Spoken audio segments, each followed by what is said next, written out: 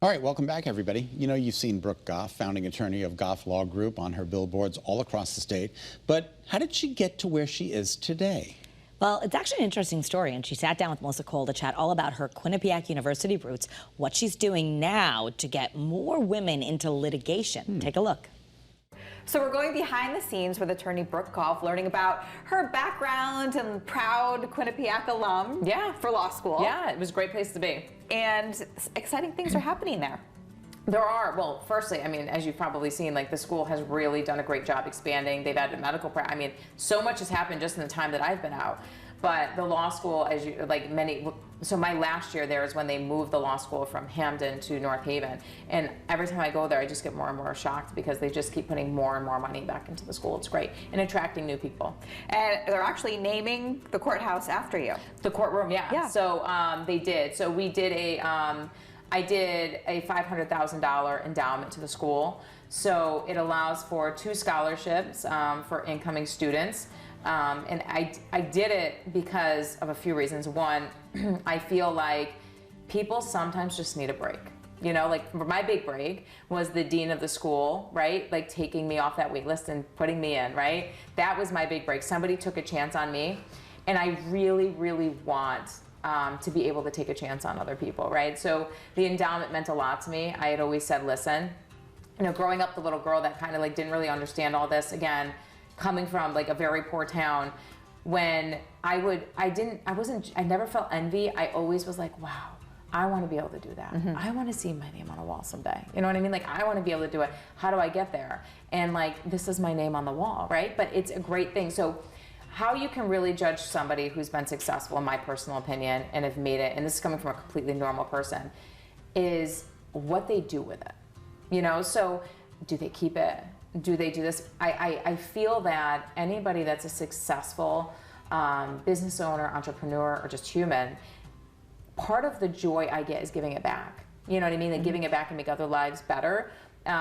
We just did a sponsorship for a foundation, actually, and I was giving a speech at that, and I said in my speech, and something that I always carry with me is that I really want my kids to see how much joy and fulfillment it gives me to give back, and I hope when I'm not here that they can inherit that sense of joy and fulfillment with, you know, with the whole process of giving back. I think that, you know, for the school, there's a lot of women that are very underrepresented in law. It's getting better, I will say. Yeah, do you still feel like that now as a lawyer? There are. And the problem is, like, women are also like, and again, do whatever you want to do, but you're not seeing women litigate in cases. You're not.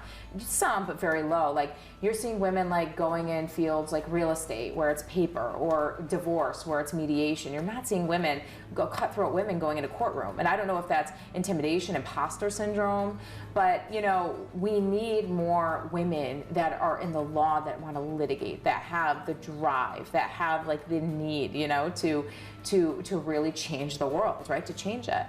Also, you know, LGBTQ members, so out of the 1.6 million plus active lawyers in the US, there's a little more than 4,000 LGBTQ active lawyers. I mean, can you even get a percentage from that? Yeah, that's I don't even think that's a low, percentage. Right. And you wonder, is it because they're intimidated? Is it because they don't have the resources? Is it because they don't know how to do it, how to start? You know, a lot of people, unfortunately, are so ashamed for who they are, especially when they are part of this LGBTQ, you know. And the reason why I've come forward, and yes, I've talked with my life. Yes, I'm married to a woman. Yes, I've always been a gay female, right?